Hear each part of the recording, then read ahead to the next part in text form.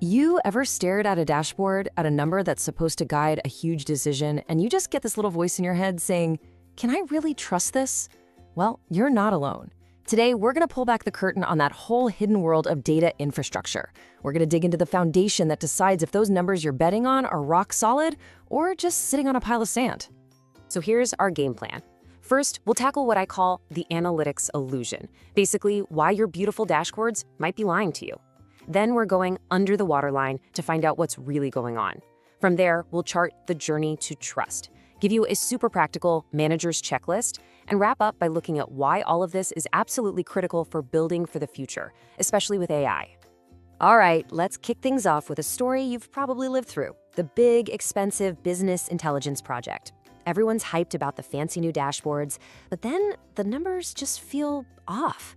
Meetings go in circles, and pretty soon, nobody trusts the very thing that was supposed to bring clarity. How does this keep happening?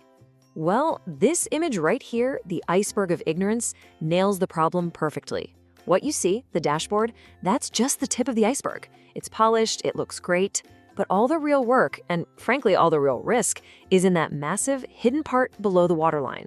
That's your data infrastructure. And here's the secret. Most BI failures aren't about bad charts. They're about what's happening deep down, weak foundations and untrustworthy numbers.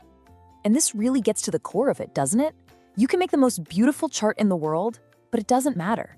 It's all just window dressing if the data underneath is a mess. A prettier chart just gives you false confidence in a number that could be completely wrong.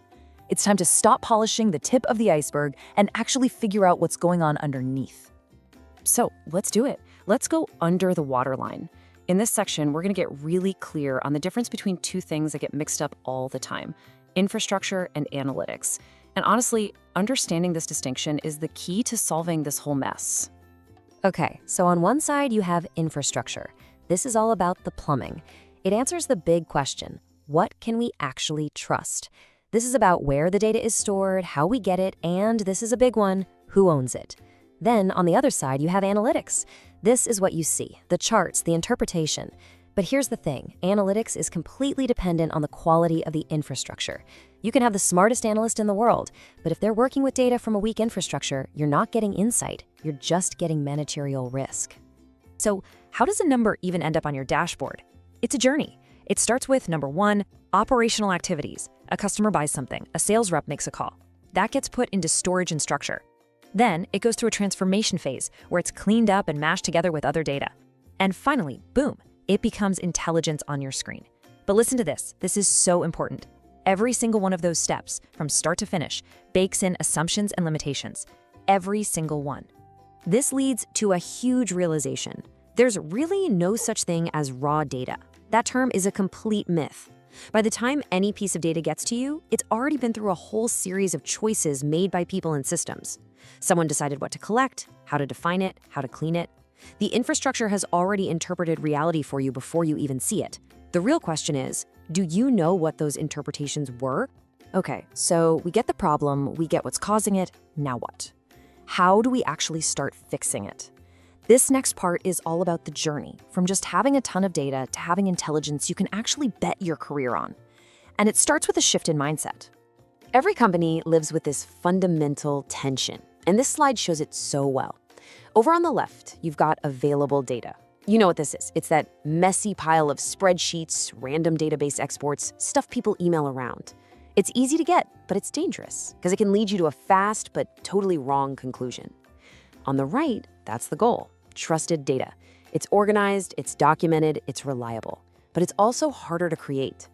The key insight: just because data is available doesn't mean it's right. And this might be the most important sentence of this whole explainer. Making data accessible, that's a technical challenge for the IT team. But making data trusted, that is not an IT problem. That is a managerial responsibility. It means leaders have to make deliberate choices, demand clear definitions, and hold people accountable. You have to designate a source as trusted. So what does a trusted source even look like? Well, it has 4 key parts. First, clear ownership. There's a name, a person you can call if something looks wrong. Second, defined update frequency. You know if you're looking at data from 5 minutes ago or 5 months ago. Third, consistent definitions. Revenue means the same thing everywhere. And finally, known limitations. We're honest about what the data doesn't show. Trust isn't an accident, it's engineered. I love this as a simple gut check. If you ask your team, who owns this number, and you get blank stares or, I think Bob from IT, then you have your answer. You should not be making a high-stakes decision with that data, period. Ownership is the absolute foundation of trust. All right, now we get to the really practical part. This is what you can start doing in your very next meeting. We're going to walk through 4 simple but incredibly powerful questions that every manager needs to have in their back pocket. Think of this as your new toolkit. Question number 1. Where does this data really come from? And an answer like, oh, it's from the data warehouse isn't good enough. You have to push. Was it from a customer filling out a web form? A sensor? Was it typed in by hand? Knowing the origin tells you so much about its potential weak spots right from the get-go. Number 2, who maintains it? This is that ownership question again. Is there a person, a human being, whose job it is to make sure this data is right? Without an owner, a data set is basically an orphan. And you wouldn't bet your business on an orphan, would you? Question 3 goes a little deeper. What assumptions are baked into this number? Remember that data journey? Every step has hidden rules. How do we define an active user? Are we excluding weekend data? How are we handling returns? These things can completely change the final number, and you need to know what they are. And the last one, number 4. What might be missing or delayed here? Look, no data set is perfect. They all have blind spots. Maybe data from Europe only updates once a day. Maybe we aren't tracking mobile app crashes correctly. Understanding the limitations is just as important as understanding the data itself, because it stops you from jumping to the wrong conclusion. So if you take one thing away from this checklist, let it be this.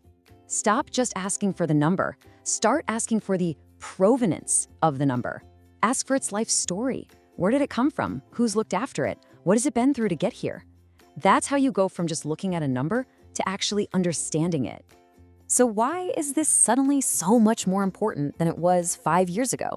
I can answer that in 2 letters: AI. In this last section, we're going to see why having a rock-solid data infrastructure is no longer a nice-to-have. It's an absolute must-have in the age of AI. This visual says it all. You see that cracked, unstable foundation at the bottom? That's weak infrastructure. And what are we all scrambling to build on top of it? AI, machine learning, predictions. Here's the terrifying truth. AI doesn't fix your bad data. It learns from it. It builds on it. And if that foundation is rotten, the whole amazing AI-powered skyscraper you're trying to build is going to come crashing down. This is the real danger. When you feed an AI model with untrustworthy data, you don't get a confused AI that tells you it's not sure. No, you get a very, very confident AI that gives you a very precise and very, very wrong answer. It takes all the little hidden biases and errors in your data and amplifies them, serving them back to you as undeniable fact. And that brings us to our final and maybe most critical takeaway. Just think of AI as a massive accelerator. If you're on a solid road and pointed in the right direction, it's going to get you there faster than you can possibly imagine. But if your foundation is shaky, if you're pointed toward the edge of a cliff, AI is just going to make you drive off it that much faster. So let's end with this. Your next big career move, your next product launch, your next strategic bet is going to be based on a number on a screen. And the only question that matters is, do you actually know the story behind that number? Do you know where it's been? Because if you don't, you're not making a data-driven decision. You're just taking a blind leap of faith.